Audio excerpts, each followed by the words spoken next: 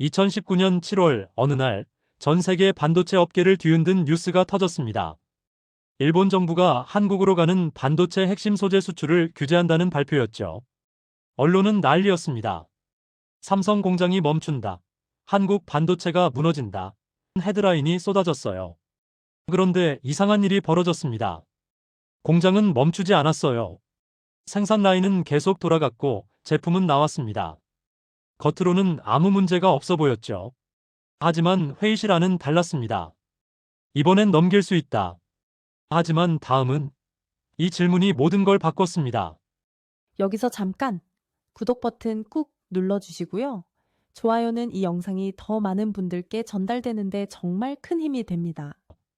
오늘은 한국 반도체 산업이 어떻게 구조 자체를 바꿨는지 그 조용한 변화의 이야기를 들려드리겠습니다. 저는 아라이 유키코입니다. 일본에서 태어나 59년을 살았고 그중 30년을 반도체 소재 연구에 바쳤어요. 제가 다니는 회사는 세계 반도체 업계에서 모르는 사람이 없습니다. 포토레지스트, 고순도, 불화수소 이런 핵심 소재를 만들죠. 한국 기업들도 우리 제품을 씁니다. 삼성도 SK도요. 2019년 여름이었습니다.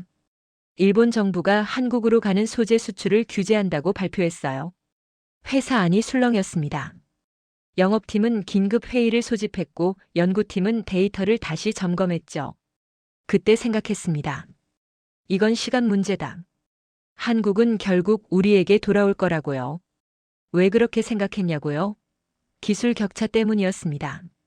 우리가 만드는 소재는 정밀도가 달랐어요. 불순물 농도, 입자 크기, 안정성, 모든 면에서 세계 최고 수준이었죠. 경쟁사들도 있었지만 우리만큼은 아니었습니다. 특히 한국 국내 기업들은요. 한국 언론을 봤습니다. 공장이 멈춘다, 생산이 중단된다, 이런 기사들이 쏟아졌어요. 과장이 심하다고 생각했거든요. 한국 기업들은 재고가 있었고 대체 수급도 준비하고 있었어요. 당장은 문제 없을 겁니다. 실제로 그랬습니다. 삼성 공장은 멈추지 않았어요. 생산 라인은 계속 돌아갔고 제품 출하도 이어졌죠. 언론이 떠들던 것과 달리 한국 반도체는 무너지지 않았습니다. 그런데 회사 분위기가 이상했습니다. 영업 담당 오노 히로시 상무가 연구실로 찾아왔어요. 늘 냉정한 사람이었는데 그날은 표정이 무거웠습니다. 아라이 상 한국 측에서 움직임이 있습니다. 그가 조용히 말했어요. 어떤 움직임이죠? 공급선 다변화 회의가 여러 번 열렸다고 합니다. 국내 소재 기업들과 접촉도 시작됐고요. 어깨를 으쓱했습니다. 당연한 거 아닙니까? 이런 상황이면 대체 공급선을 찾아보는 게 정상이죠. 오노 상무는 고개를 가로저었습니다. 이번엔 다릅니다. 진지합니다. 그날 밤 잠을 설쳤습니다. 진지하다는 게 무슨 뜻일까? 한국에 우리 수준의 소재를 만들 기업이 있나? 설령 있다 해도 양산 검증을 통과할 수 있을까? 다음 날 아침 데이터를 다시 봤습니다. 한국 국내 소재 기업 현황, 연구개발 투자액, 특허 출원 건수. 숫자들은 늘고 있었지만 아직 멀었어요. 우리를 따라오려면 최소 5년은 걸릴 겁니다. 안심했습니다. 기술은 충분했어요. 우리 제품은 여전히 최고였고 한국도 그걸 알고 있었으니까요. 하지만 한 가지는 몰랐습니다. 한국이 찾는 건 최고가 아니라는 걸요. 석 달이 지났습니다. 2019년 가을이었어요. 회사에 한국 쪽 보고서가 들어왔습니다. 그 문서를 읽으면서 이상한 느낌을 받았어요. 뭔가 달랐습니다. 보고서 제목부터 달랐어요. 예전엔 일본 소재 대체 방안이었는데 이번엔 공급선 다변화 전략이었습니다. 단어 하나 차이였지만 의미는 완전히 달랐어요. 대체는 우리를 버린다는 뜻입니다. 하지만 다변화는 달랐어요. 우리를 쓰되 우리만 쓰지는 않겠다는 거였죠. 그 차이를 곧바로 이해했습니다. 오노 상무가 다시 연구실로 왔습니다. 이번엔 더 심각한 표정이었어요. 삼성이 국내 소재 기업들과 본격적인 테스트를 시작했습니다. 그가 말했어요. 어느 기업입니까? 여러 곳입니다. 중소기업들이에요. 이름은 아직 확인 중이고요. 고개를 끄덕였습니다.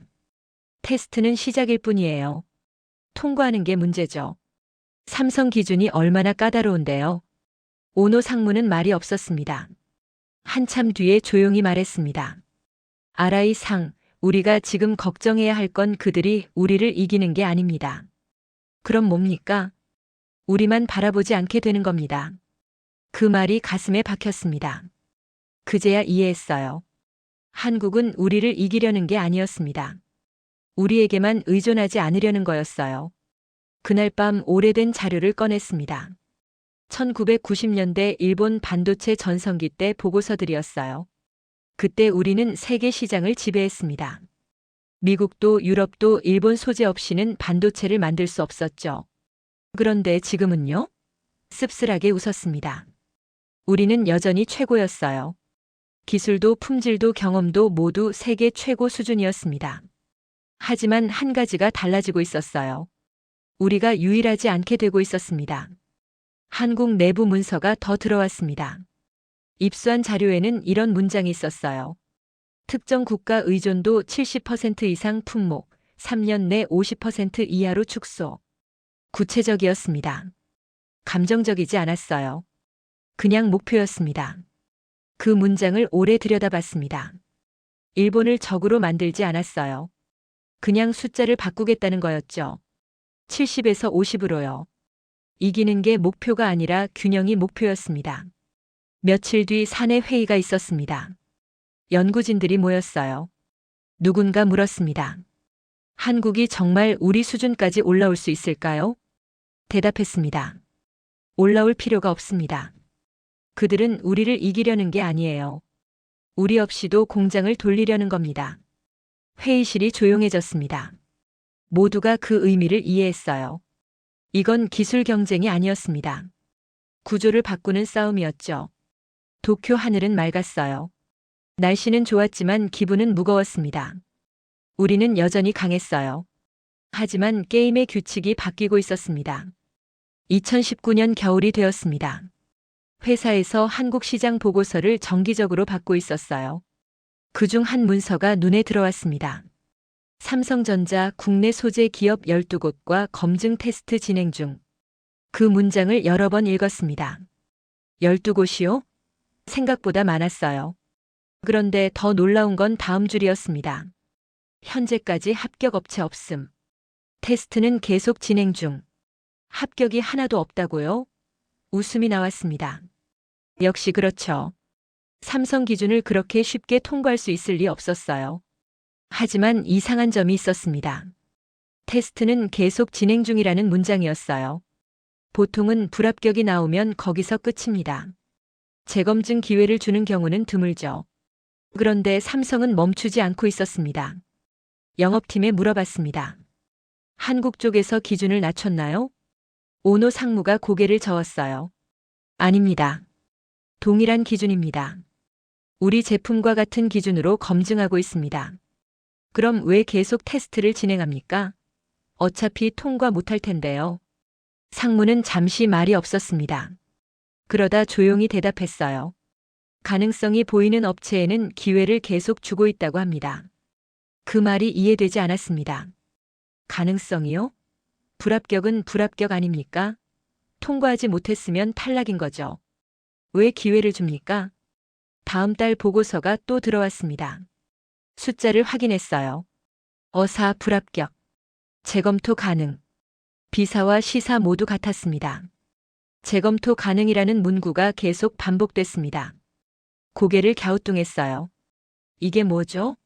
떨어뜨린 건지 기회를 준 건지 애매했습니다. 사내 회의가 있었습니다. 누군가 물었어요. 삼성이 기준을 낮춘 게 아닐까요? 자료를 펼쳤습니다. 아닙니다. 수치를 보면 기준은 동일합니다. 우리 제품 검증 기준과 똑같아요. 그럼 왜 계속 테스트를 진행합니까? 대답하지 못했습니다.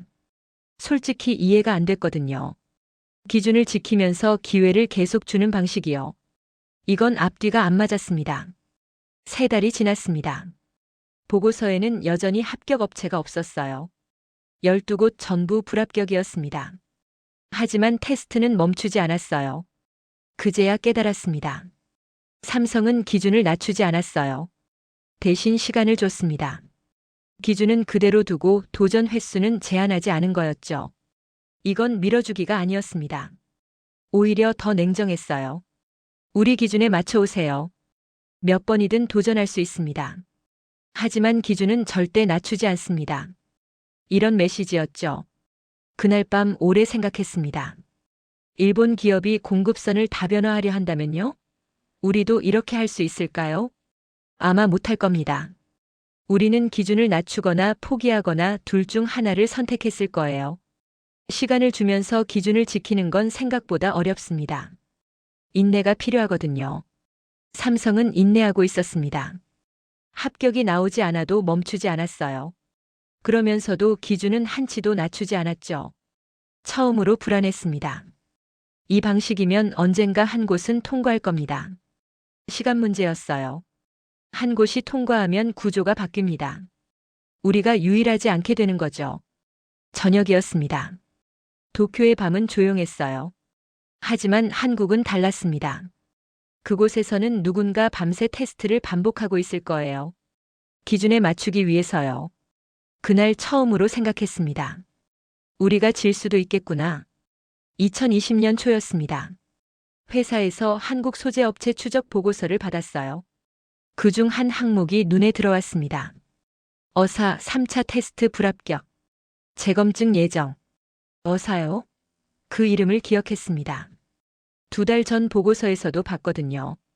그때도 불합격이었어요. 그런데 아직도 테스트를 하고 있다고요? 영업팀에 물었습니다. 이 회사는 몇 번째 도전입니까?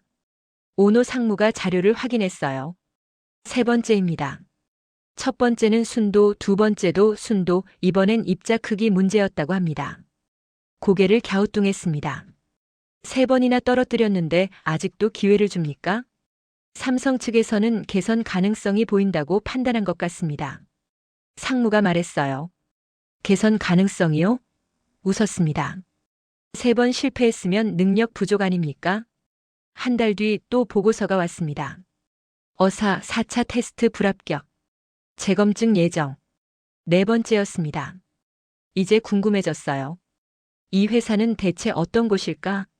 왜 계속 도전하는 걸까? 자료를 더 찾아봤습니다. 직원 50명 이하, 연 매출 100억 원 안팎. 작은 회사였어요.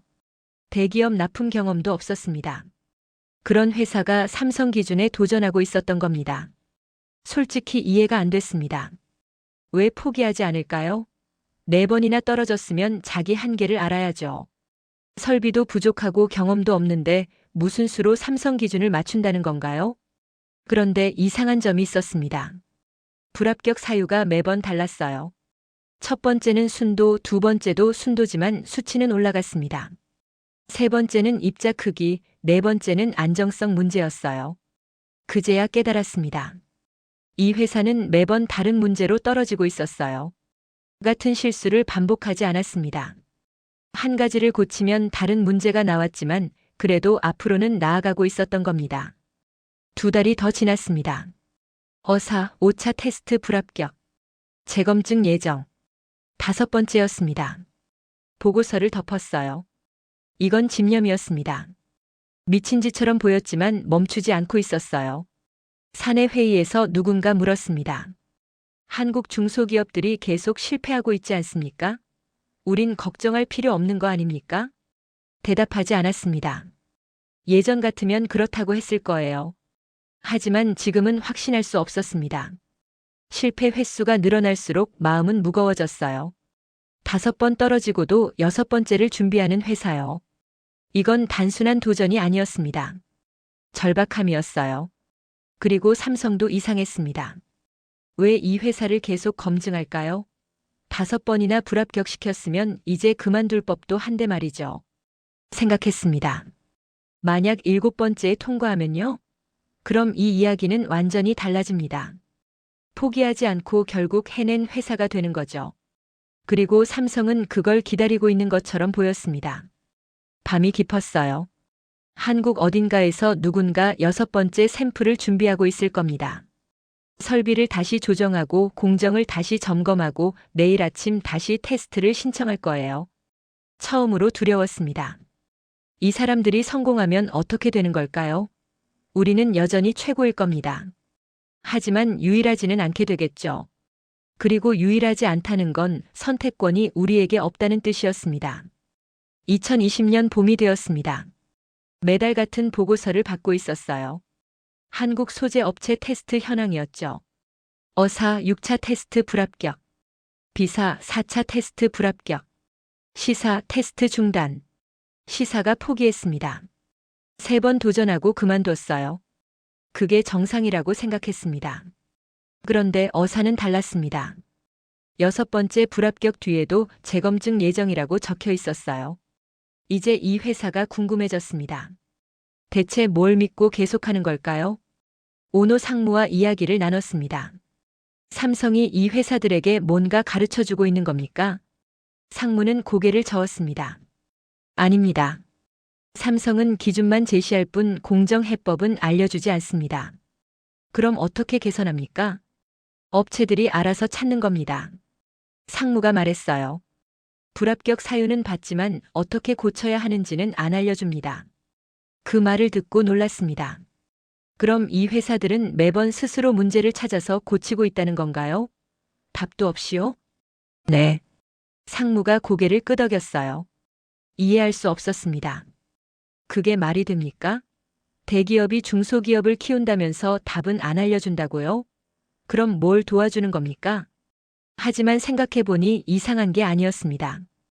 오히려 당연했어요. 삼성이 공정기술을 알려주면 그건 기술 유출입니다. 자기들 노하우를 나눠주는 거예요. 그럴 리 없죠. 삼성은 문만 열어뒀을 뿐이었습니다. 기준을 알려주고 재도전 기회를 줬어요. 하지만 통과하는 방법은 알려주지 않았습니다. 그건 각자 찾아야 했죠. 여름이 되었습니다. 어사 7차 테스트 불합격. 재검증 예정. 7번째였습니다. 보고서를 받고 한숨을 쉬었어요. 이 사람들은 대체 언제까지 할 생각일까요? 그런데 불합격 사유를 보니 달랐습니다. 예전엔 기준 미달이었는데 이번엔 기준 근접, 추가 검증 필요라고 적혀 있었어요. 기준 근접이요? 그 단어를 여러 번 읽었습니다. 이건 완전히 다른 의미였어요. 불합격이지만 가까워졌다는 뜻이었죠. 영업팀에 다시 물었습니다. 이 회사가 통과할 가능성이 있습니까? 오노 상무는 자료를 보더니 조심스럽게 대답했어요. 숫자만 보면 가능성이 없지 않습니다. 그날 밤 잠을 이루지 못했습니다. 가능성이 없지 않다고요? 7번 떨어진 회사가 이제 가능성이 보인다고요? 며칠 뒤 사내 회의가 있었습니다. 연구팀장이 보고했어요. 한국 어사의 최근 샘플 분석 결과를 입수했습니다. 순도는 기준을 만족했고 입자 크기도 개선됐습니다. 문제는 장기 안정성인데 얼마나 부족합니까? 누군가 물었습니다. 많이는 아닙니다. 팀장이 대답했어요. 조금만 더 개선되면 통과 가능합니다. 회의실이 조용해졌습니다. 모두가 같은 생각을 하고 있었어요.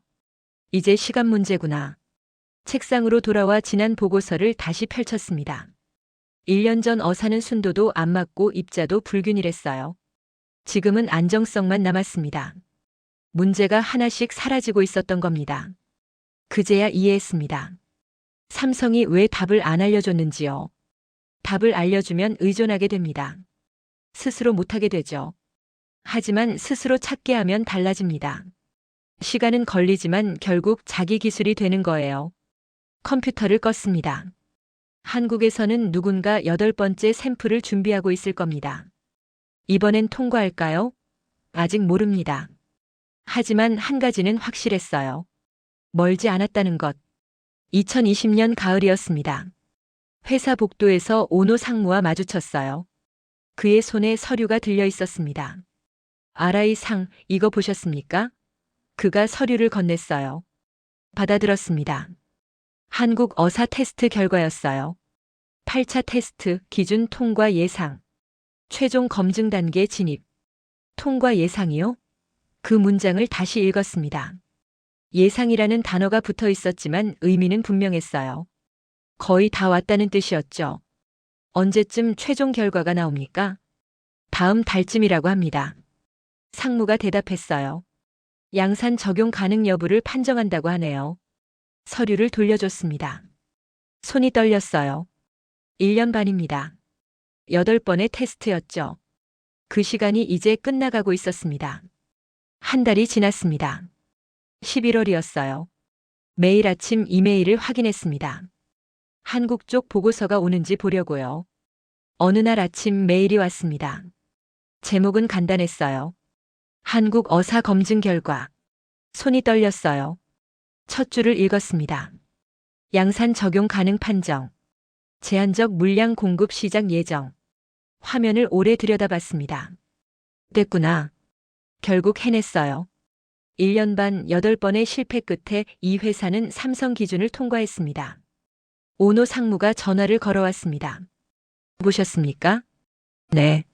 제한적 물량이라는 게 뭡니까? 전체를 대체하지 않는다는 뜻입니다. 설명했어요. 일부만 이 회사 소재를 쓴다는 거죠. 나머지는 여전히 우리 걸 씁니다. 그럼 괜찮은 거 아닙니까? 대답하지 않았습니다. 괜찮지 않았어요. 이건 시작이었거든요.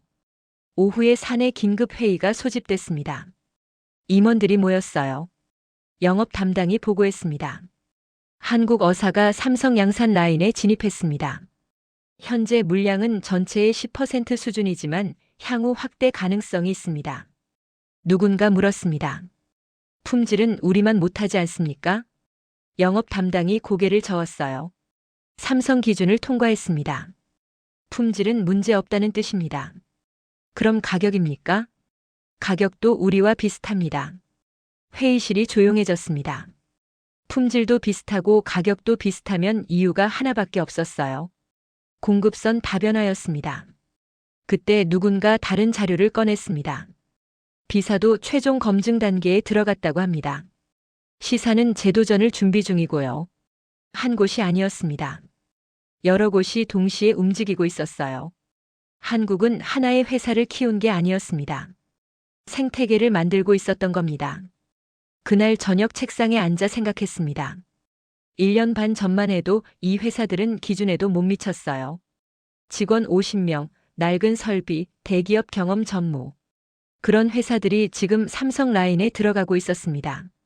어떻게 가능했을까요? 기술 이전은 없었어요. 삼성은 답을 알려주지 않았습니다. 자금 지원도 크지 않았죠. 그런데도 해냈습니다. 이유는 간단했습니다. 포기하지 않았으니까요.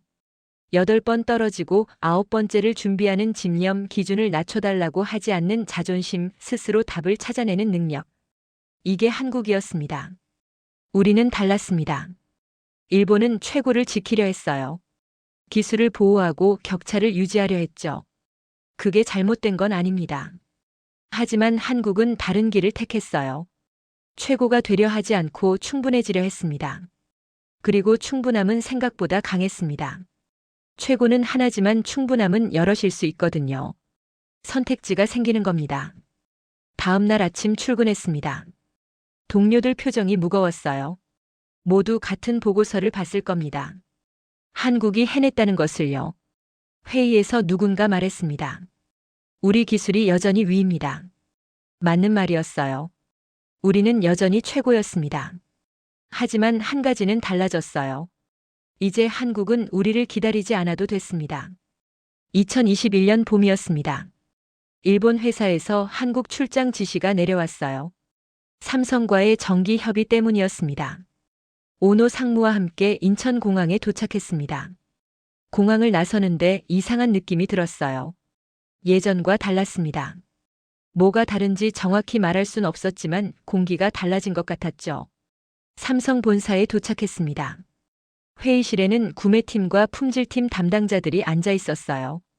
인사를 나눴습니다. 분위기는 정중했지만 예전처럼 조심스럽지 않았어요. 회의가 시작됐습니다.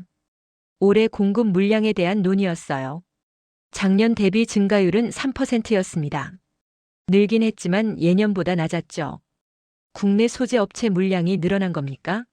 오노 상무가 조심스럽게 물었습니다. 삼성 담당자가 고개를 끄덕였어요. 현재 어사와 비사 제품을 병행 사용 중입니다. 품질은 안정적이고요. 우리 제품과 비교하면 어떻습니까? 담당자는 잠시 생각하더니 대답했습니다. 솔직히 말씀드리면 아직 귀사 제품이 더 우수합니다. 하지만 공정 운영에는 문제가 없는 수준입니다. 그 말을 듣는 순간 알았습니다. 최고가 더 이상 기준이 아니라는 걸요. 충분함이 기준이 된 겁니다. 회의가 끝나고 나왔습니다. 오노 상무가 말했어요. 그래도 우리가 더 좋다고 했잖습니까? 하지만 중요하지 않았습니다. 더 좋은 것과 선택받는 것은 달랐으니까요. 다음 날 일정이 하나 더 있었습니다. 한국 소재 업체 방문이었어요. 회사 요청이 아니라 제가 원한 겁니다. 어사를 직접 보고 싶었거든요. 화성에 도착했습니다. 공단 안쪽에 있는 작은 건물이었어요. 3층짜리 사무실 겸 공장이었습니다. 우리 회사 연구동 하나보다 작았죠. 대표가 나와서 맞아줬습니다. 40대 후반으로 보이는 남자였어요. 인사를 나눴습니다. 공장을 둘러봤습니다. 설비는 새 것도 있고 오래된 것도 있었어요. 깔끔하게 정리돼 있었지만 규모는 작았습니다. 여기서 삼성에 납품한다고요?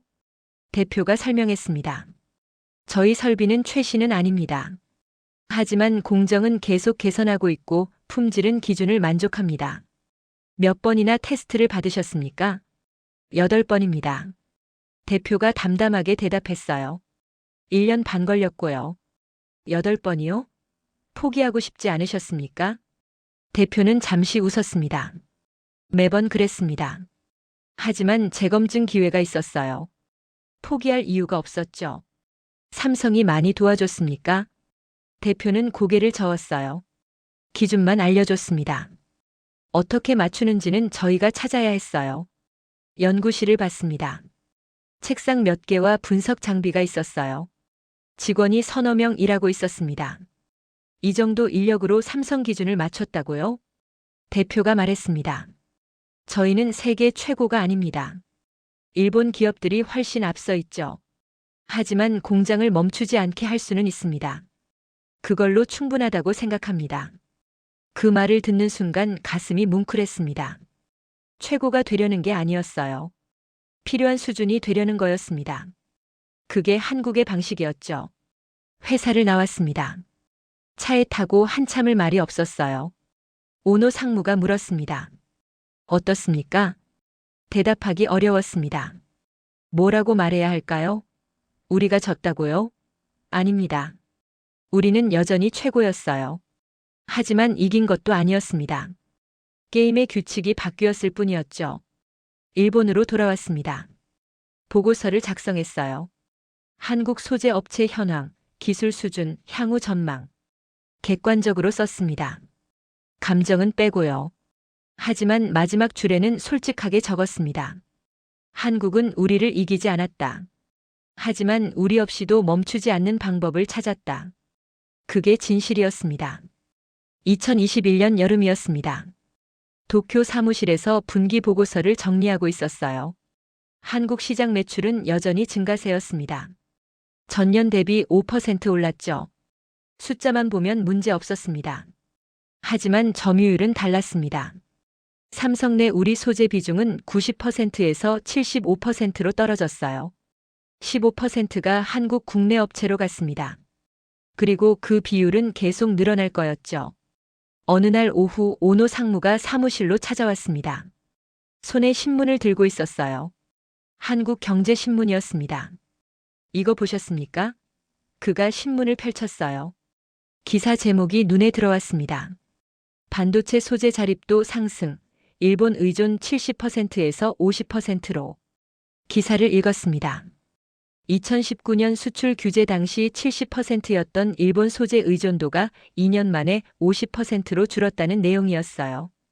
국내 기업 육성과 제3국 공급선 확보가 동시에 진행됐다고 했습니다. 50%요. 목표치였습니다. 한국이 처음부터 세운 목표요. 완전히 끊는 게 아니라 균형을 맞추는 거였죠. 그리고 그들은 해냈습니다. 상무가 물었습니다. 우리가 진 겁니까? 그 질문에 바로 대답할 수 없었습니다. 졌다고 하기엔 우리 기술은 여전히 최고였어요. 매출도 줄지 않았습니다. 하지만 이겼다고 하기엔 뭔가 달라져 있었죠. 아닙니다. 천천히 대답했어요. 우리가 진 게 아닙니다. 한국이 독립한 겁니다. 독립이요? 네. 고개를 끄덕였습니다. 한국은 우리를 이기려 한 게 아니에요. 우리 없이도 멈추지 않는 구조를 만든 겁니다. 그날 밤 집에 돌아와서도 생각이 많았습니다. 30년을 반도체 소재 연구에 바쳤어요. 일본 기술이 최고라고 믿었고 실제로 그랬습니다. 지금도 마찬가지고요. 하지만 한국은 다른 길을 택했습니다. 최고를 이기는 대신 최고 없이도 되는 방법을 찾았어요. 시간이 걸렸지만 결국 해냈습니다. 그 과정을 지켜봤습니다. 8번 실패한 중소기업, 기준을 낮추지 않은 대기업, 답을 알려주지 않으면서도 기회를 계속 준 시스템. 이게 합쳐져서 구조가 바뀐 겁니다. 며칠 뒤 사내 세미나가 있었습니다. 글로벌 반도체 시장 전망을 논의하는 자리였어요. 발표자가 한국 이야기를 꺼냈습니다. 한국은 이제 공급망 리스크에서 자유로워졌습니다. 특정 국가에 의존하지 않는 구조를 완성했죠. 질의응답 시간에 누군가 물었습니다. 그럼 우리는 어떻게 해야 합니까? 발표자는 잠시 생각하더니 대답했습니다. 기술 우위를 유지하는 수밖에 없습니다. 품질에서 앞서야 선택받을 수 있습니다. 선택받는다. 그 단어가 귓가에 맴돌았습니다. 예전엔 우리가 선택하는 쪽이었어요. 공급할지 말지, 가격을 올릴지 말지. 하지만 지금은 달랐습니다. 우리가 선택받아야 했죠. 세미나가 끝나고 복도에 섰습니다. 저녁 해가 지고 있었습니다. 한국 출장 때 봤던 작은 공장이 떠올랐습니다. 3층짜리 건물, 낡은 설비, 서너 명의 연구원. 그 회사 대표가 했던 말이 생각났어요. 우리는 세계 최고가 아닙니다. 하지만 공장을 멈추지 않게 할 수는 있습니다. 그게 한국이었습니다. 최고를 목표로 하지 않았지만 충분함을 만들어냈어요. 그리고 충분함은 생각보다 강했습니다. 다음 날 출근해서 이메일을 확인했습니다. 삼성에서 내년 계약 물량 통보가 왔더군요. 올해와 비슷한 수준이었습니다.